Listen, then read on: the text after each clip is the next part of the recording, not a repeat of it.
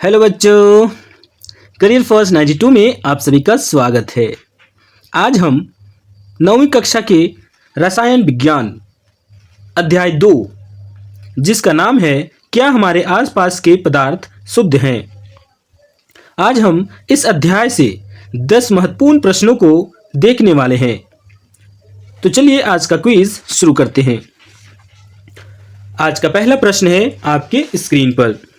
Emulsion अर्थात पायस एक कोलाइडी विलयन है। ऑप्शन ए 2 ठोसों का, 2 द्रवों का, 2 गैसों का, या फिर ऑप्शन डी 1 ठोस एवं 1 द्रव का। तो बच्चों सबसे पहले समझना है कि पायस क्या होते हैं। पायस एक कोलाइडी विलयन है जिसमें डिस्पर्स फेज और डिस्पर्शन मीडियम, परिक्षिप्त प्रावस्था और परिक्षेपण माध्यम दोनों द्रव होते हैं। परिक्षिप्त प्रावस्था जो कम मात्रा में होते हैं और परिक्षेपण माध्यम जो अधिक मात्रा में होते हैं। तो कोलाइडी विलयन में कम मात्रा में होते हैं उसे हम परिक्षिप्त प्रावस्था कहते हैं, और जो अधिक मात्रा में होता है उसे परिक्षेपण माध्यम कहते हैं। तो कोलाइडी विलयन में परिक्षिप्त प्रावस्था और परिक्षेपण माध्यम दोनों द्रव होते हैं। इसका हम उदाहरण समझ सकते हैं। उदाहरण है दूध। दूध पायस का उदाहरण है। कोलाइडी विलयन है, इसे हम पायस कहते हैं, इमल्सन कहते हैं। दूध में जल होता है और दूसरा क्रीम होता है। तो क्रीम और जल दोनों द्रव अवस्था में होते हैं। तो इमल्सन एक कोलाइडी विलयन है जिसमें डिस्पर्स फेज और डिस्पर्शन मीडियम दोनों द्रव होते हैं। तो ऑप्शन बी इसका राइट आंसर होगा। नेक्स्ट प्रश्न है कुहासा कोलाइडी विलयन की कौन सी अवस्था है। आप लोगों को बताना है कि कुहासा कोलाइडी विलयन की कौन सी अवस्था है। ऑप्शन ए गैस का गैस में परिक्षेपण, ऑप्शन बी गैस में ठोस का परिक्षेपण, ऑप्शन सी ठोस का ठोस में परिक्षेपण, या फिर ऑप्शन डी गैस का द्रव में परिक्षेपण। तो बच्चों सबसे पहले समझना है कि कुहासा क्या होता है। कुहासा जिसे हम अपनी भाषा में धुंध कह सकते हैं, धुंध, कोहरा, फोग, ये सभी कुहासा है। इसे हम कुहासा ही कहते हैं। तो कुहासा में समझना है कि कुहासा कैसे बनता है। अब वातावरण में गैस है और गैस में जब जल की छोटी छोटी बूंदें फुहारे के रूप में शामिल होते हैं तो गैस में बहुत सारे गैसों का मिश्रण है। ऑक्सीजन, नाइट्रोजन, कार्बन डाइऑक्साइड, इन सभी गैसों का मिश्रण होता है वातावरण में। तो वातावरण में जो बहुत सारे गैस हैं, तो गैस का उदाहरण होगा परिक्षेपण माध्यम जो अधिक मात्रा में होते हैं, और परिक्षिप्त प्रावस्था जो कम मात्रा में होते हैं वो जल की छोटी छोटी बूंदें हैं। और जल क्या है? लिक्विड है। तो गैस और द्रव दोनों का ये मिश्रण है, कोलाइडी विलयन है। तो यहाँ पर पूछा गया है कुहासा कोलाइडी विलयन की कौन सी अवस्था है। तो गैस द्रव में परिक्षेपण, गैस का द्रव में परिक्षेपण, ऑप्शन डी इसका राइट आंसर होगा। नेक्स्ट प्रश्न की ओर आगे बढ़ते हैं। दूध में परिक्षिप्त प्रावस्था तथा परिक्षेपण माध्यम। परिक्षिप्त प्रावस्था जिसे हम कहते हैं डिस्पर्स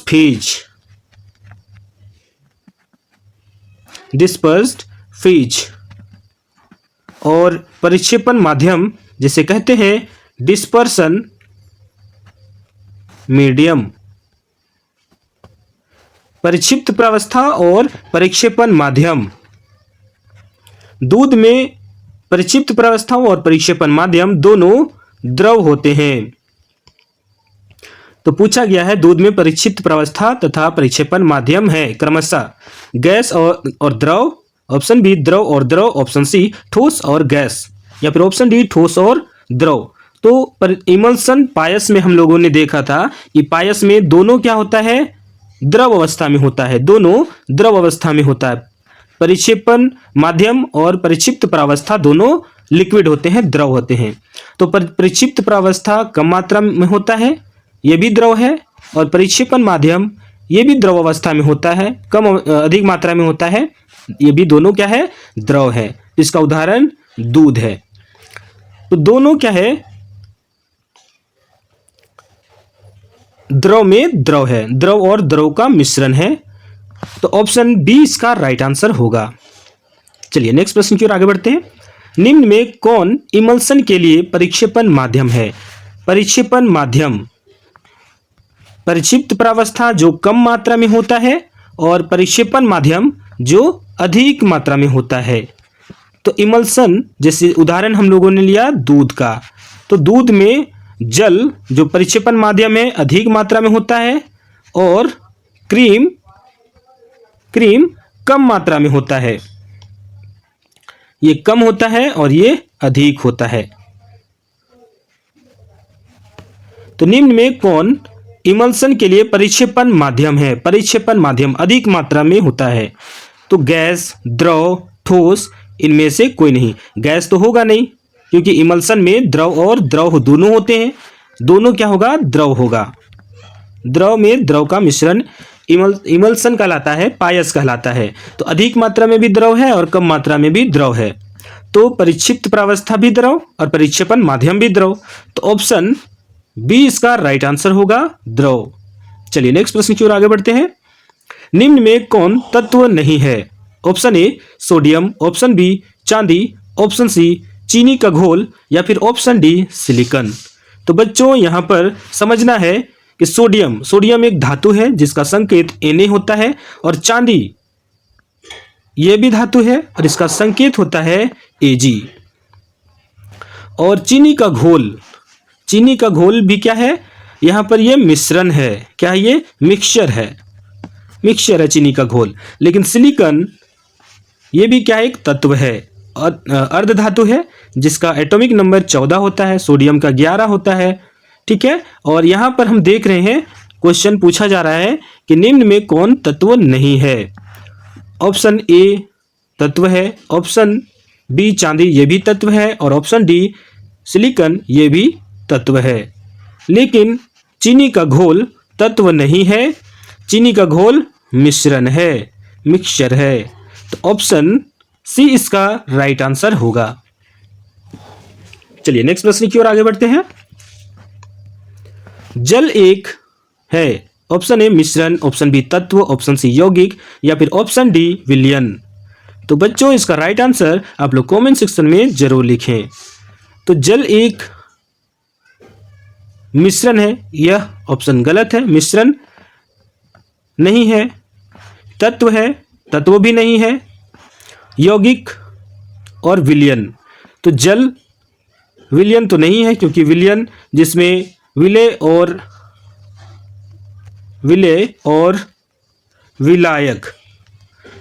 विलायक के मिलने से विलयन बनते हैं, सॉल्यूशन बनते हैं। तो जल क्या है, यौगिक है जिसका सूत्र होता है H2O। जल एक यौगिक है। तो ऑप्शन सी इसका राइट आंसर होगा, जल एक यौगिक है। चलिए नेक्स्ट प्रश्न की ओर आगे बढ़ते हैं। निम्न में कौन यौगिक नहीं है? ऑप्शन ए जल, ऑप्शन बी नमक, ऑप्शन सी कार्बन डाइऑक्साइड या फिर ऑप्शन डी दूध। तो बच्चों यहां पर समझना है कि जल यौगिक है, इसका सूत्र होता है H2O। नमक ये भी यौगिक है, आयनिक यौगिक है, आयनिक कंपाउंड है। तो सोडियम क्लोराइड एक यौगिक है। कार्बन डाइऑक्साइड CO2 ये भी क्या है, यौगिक है। लेकिन दूध कोलाइडी विलयन है, यह क्या है, मिश्रण है, मिक्सचर है। तो दूध यौगिक नहीं है। तो ऑप्शन डी इसका राइट आंसर होगा, दूध यौगिक नहीं है। चलिए एरोसोल उदाहरण है,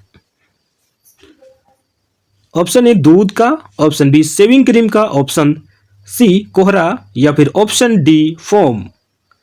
तो बच्चों इसका राइट आंसर आप लोग कमेंट सेक्शन में जरूर लिखें। एरोसोल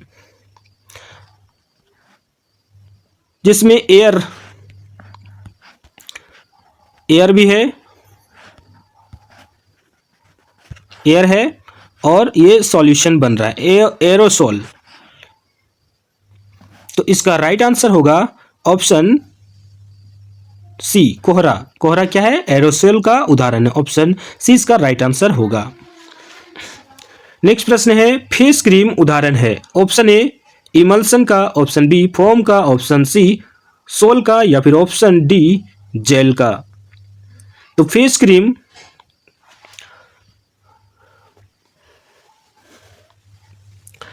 क्रीम उदाहरण होगा ऑप्शन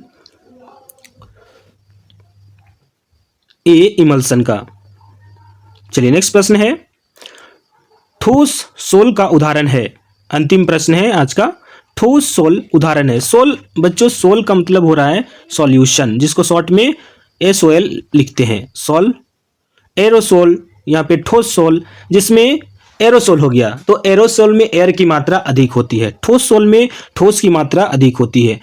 यहाँ लिखा हो ठोस सोल लिखा हो तो ये क्या होगा? इसमें ठोस परिक्षेपण माध्यम होगा, अधिक मात्रा में ठोस होगा। अगर लिखा है एरोसोल लिखा है, एरोसोल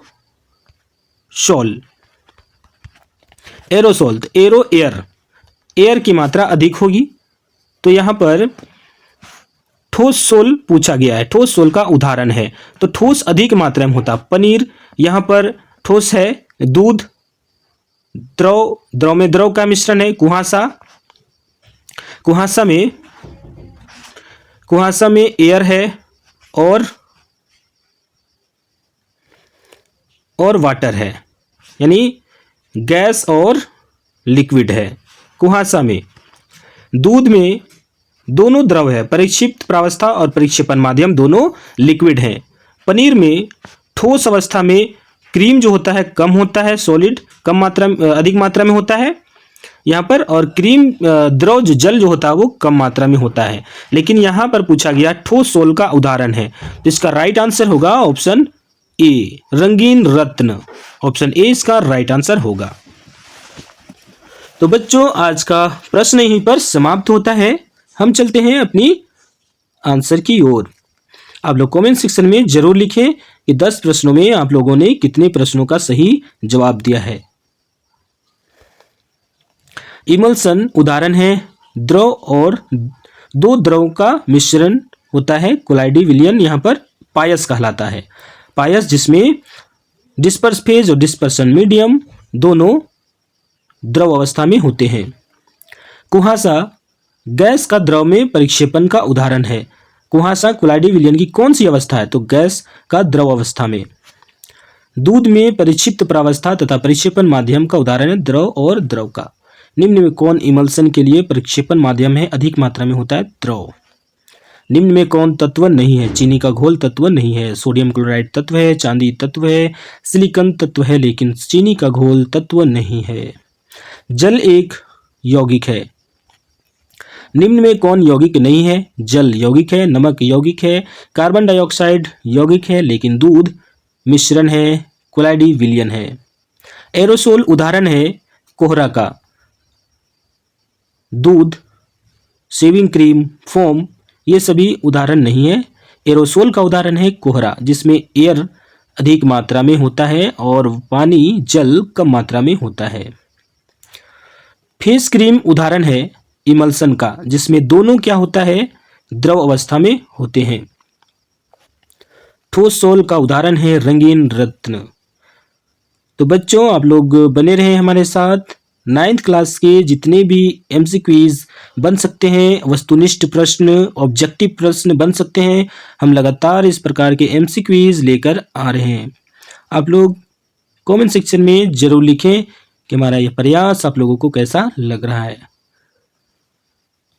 तो मिलते हैं नेक्स्ट क्विज में, तब तक के लिए पढ़ते रहिए। जय हिंद, जय झारखंड।